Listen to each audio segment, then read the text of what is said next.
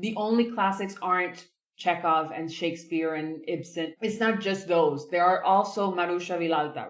Calling it a classic and presenting this play is allowing for the future to be better. This is our history. This is our legacy.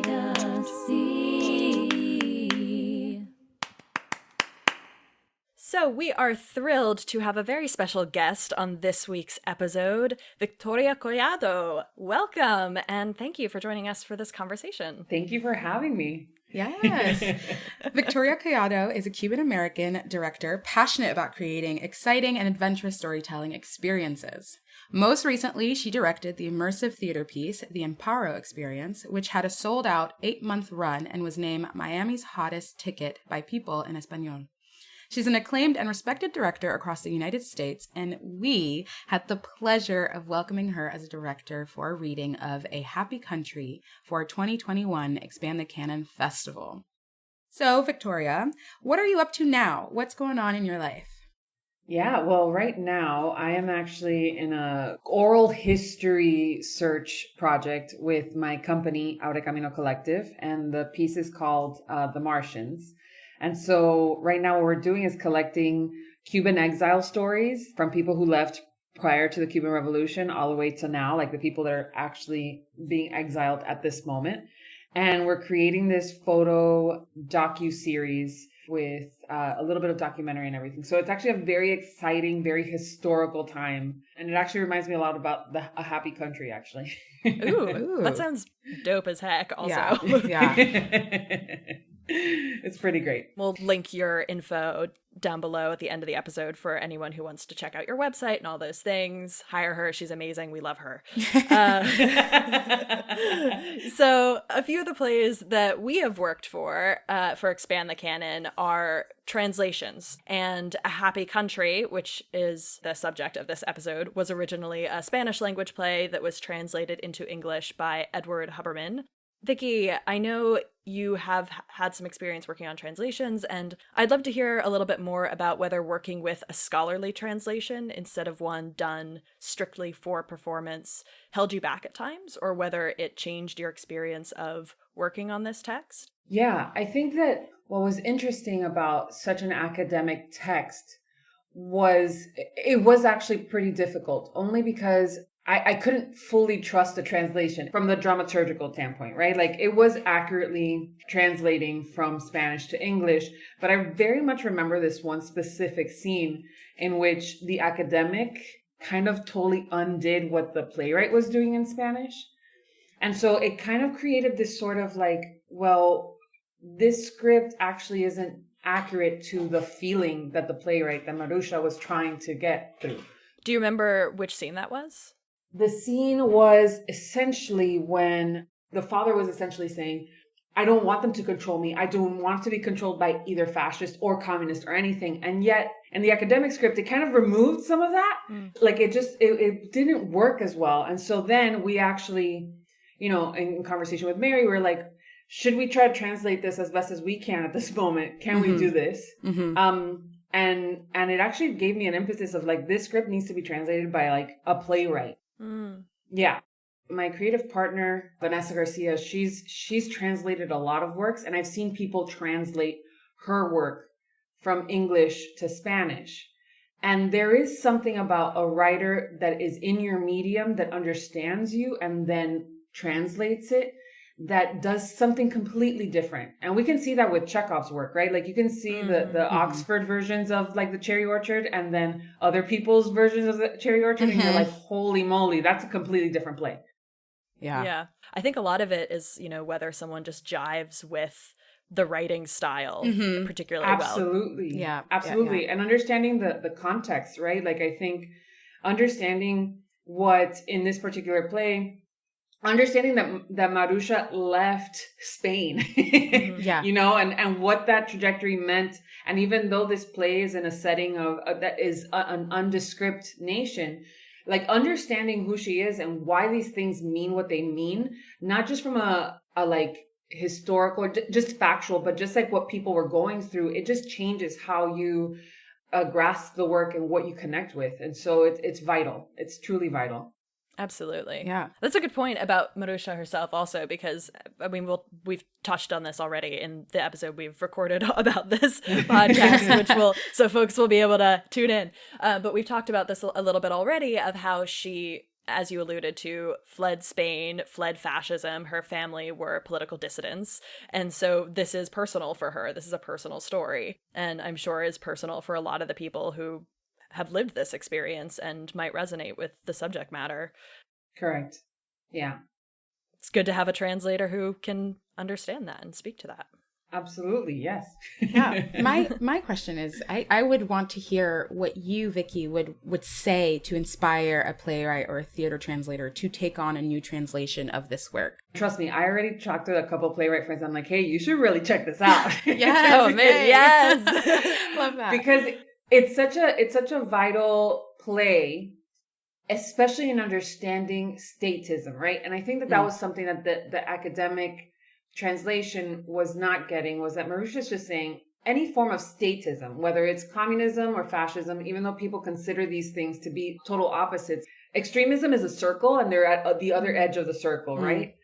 And so the understanding of like a lot of these countries and these people whose stories these belong to, they're constantly fighting a form of statism and not allowing that to happen. And so understanding that is not only vital for like Latin American works that need to be conserved and pushed forward, but also because there's a lot of countries in the world that haven't dealt with that. And so you can learn so much just from Maruxa's experience, right? Like Maruxa just saying like, hey, no fascism, please don't do that. Like nobody should be controlling us. Like no one ever, ever, ever, ever. Right. So I think that there is, what I would say to these playwrights is, you translating this work right now is preserving a piece of history that's going to get forgotten if we don't do it.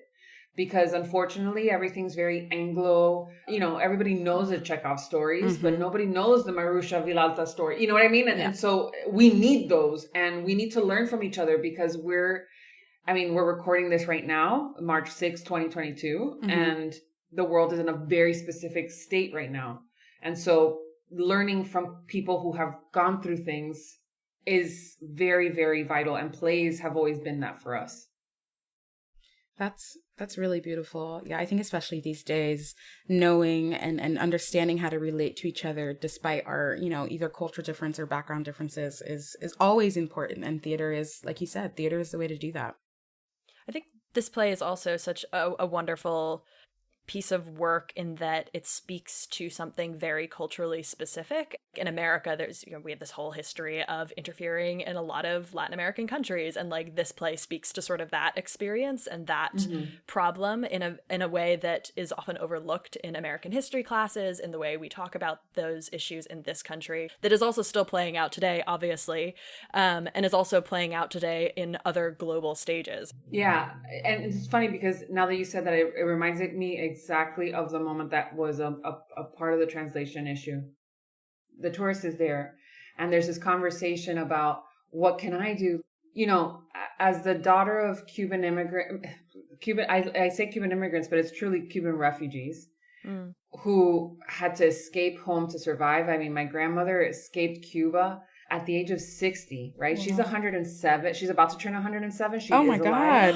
Yeah. Go grandma. But she started life again at 60, and the other grandma started life again at 40, right? Oh, yeah. And so I remember that scene very viscerally because, it was right after July 11th had happened in Cuba, which for those that don't know, was when the people of the country rose up and were like, we want freedom. We legitimately want freedom. This is what we want. This is what we're talking about. And it might have made a blip in somebody's news feed at some point. And for us, Cuban-Americans and Cubans and exiles, we're constantly tapped in there. And the scene itself, he says, what I need you is to go tell the story out there. That's what I need from you, person from the outside. This is what I need. I don't necessarily need you to come in here and do anything, but what I need you to do is to spread this forward.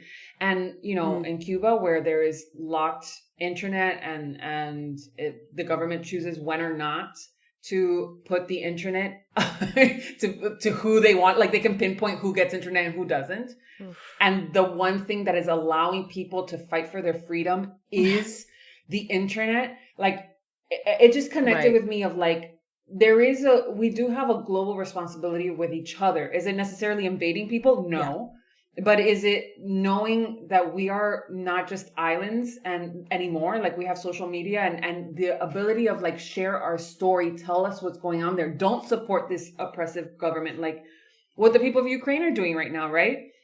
They're like, why are we even giving any fuel to Putin? Exactly that. Yeah. In terms of like, obviously the importance of sharing this story, I'd love to hear a little bit more about like how you would want to see this story told, a little bit more in your director hat. So I know that we've seen a lot of change in the last few years in our sort of shared theatrical experience with COVID, of no theater for months to like 8,000 Zoom readings a month to finally being in the room again together sometimes for like a month at a time, maybe not, who knows, it's always changing. And I know when we produced our reading with you of A Happy Country, we were still confined by the rules of our time, so that was a Zoom reading. However, when Broadway comes calling, or regional theaters, or your playwright friends want to pick up this production, who are you hoping to see in that room? Like, what do you want to see in the fully realized on-stage version of this play? Wow, what a dream! Well, of course, my brain wants to go super immersive, and I want to like put this little island in the middle of water and just have the whole staging happen in there. But that's just Victoria Collado being crazy. But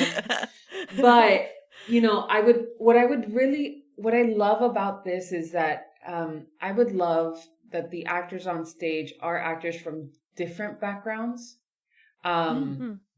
Different Latin American backgrounds, because something that the Latinx community goes through a lot is like, let's just clump them all together. Yeah. They are all the same. And we're really not. And we all like a Guatemalan experience is very different than a Puerto Rican experience. It's very different from a Dominican experience. Mm-hmm.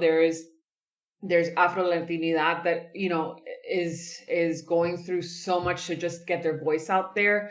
That it would be great to have different people from different Latin American backgrounds, because I feel that conversation together in the room, like it's going to be exciting for the audience, but I think that even just the table work time of all these people with different points of view coming together and having a conversation, it could, I don't know, I'm an optimist, so I'm like, it could change the fate of Latin America. but I would love to see this like multiple faceted representation on stage and really just get the audiences. I think that's the perk of this play, is that it's just, you don't have to it could be whatever you want it to be. Mm-hmm. But I think that the world can come together, meaning like the audience, the American audience can come in and get something out of it. The tourist is a character that is the outsider, and if you want to look in, this is the perfect play to do that. Mm-hmm. Mm-hmm. That's just the beginning of the dreams. I could go on if I had $3 billion. Yeah, right? I know.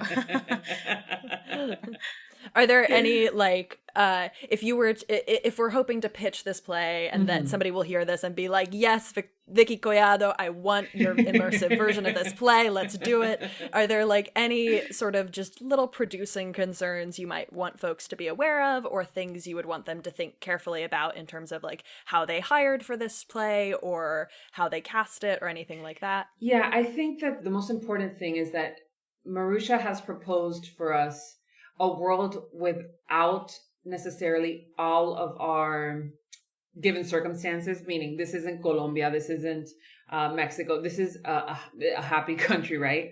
And that to not let how we think of the world today be the thing that's influencing it, but to come in and see what happens, right? Like, I don't know if that makes sense with what I'm trying to say, but it's just trying not to impose, which is very hard. And I'll tell you that from experience, because I was reading this play and I saw Cuba, right? Mm-hmm. And I had to work extra hard to be like, this is not the Cuba play, Vicky, calm down. Yeah.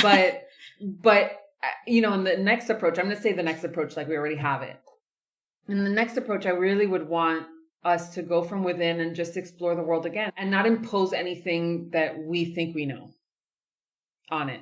I hope that makes sense. Yeah. Now I'm picturing it in, in the middle. The water. The water. Yeah, the island in the water. I think that's so wonderful. Sold. Yeah, it's sold. Exactly. I love this.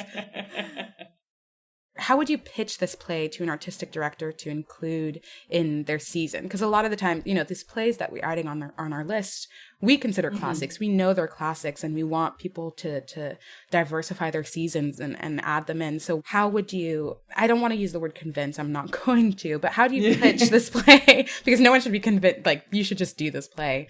Right. But yeah, how would you pitch this to an artistic director or a group of people building their season? Yeah. So I would start with, it is a truth universally acknowledged that he who controls how we tell history is the one that controls the world. I know this to be true, even from I know I always talk about Cuba, but it's very hard for me. I mean, a lot of my work and knowledge comes from there. But, how Cuba is spoken about is controlled by the person who's controlling the storytelling. In this case, the government, right? And we talk a lot about, diversity, and we talk a lot about inclusion. However, we're only talking about the present, which is great, but history is still, which is why we're trying to educate our students more about racism and everything, the history as it was, right? As it truly was. So that when we're sharing that history, we can actually know all our facts in order to move forward. And so I would pitch it by saying, putting this play and calling it a classic the way that it is and presenting this play is allowing for the future to be better. It is allowing us to go back to what, and not repeat a mistake that has been forgotten, right? It's like the only classics aren't Chekhov and Shakespeare and Ibsen, it's not just those. There are also Maruxa Vilalta, right? So I think that that's the beginning of a very bad pitch, but it's a great pitch. But in a much more refined way, I would say allowing our history to be presented is actually diversity and inclusion. Yes, we have to do work in the present and we have to keep telling those other stories, but we also have to do the work of shining light on those that have been covered and need to be uncovered. I'm hooked now. I want to put it up.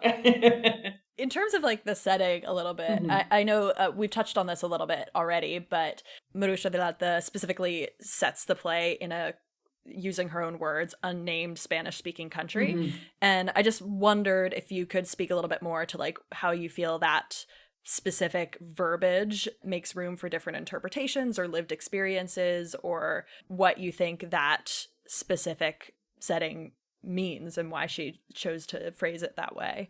I think that there's something so beautiful about alternate presents, or in this case, alternate pasts, right? Because it allows you to enter the space as you are and discover what the world would be like, right? And even though she does ground it, I think that something that's interesting is that she does ground it with fascism, communism, military governments. It is still a world of this world, right? But opening it up automatically removes any preconceived notion, right? It's different if she said this is Mexico and there's a preconceived notion of that, than if you said Colombia, that if you said Peru, that if you said Chile, and it also depends on who's coming in, right? I would have a different opinion knowing as much as I know about Latin America and everything. But it might be different from somebody from Syria. They might be I have no idea what this is. But removing a country or removing anything allows for the humans inside of the piece to be valued for their values and what they stand for and where they are right and where they are wrong and what we agree with and what we don't agree with, right? And I think that what was beautiful, and we saw that a little bit, even within our cast, there's like a diverse knowledge of like historical figures and how we think of those people.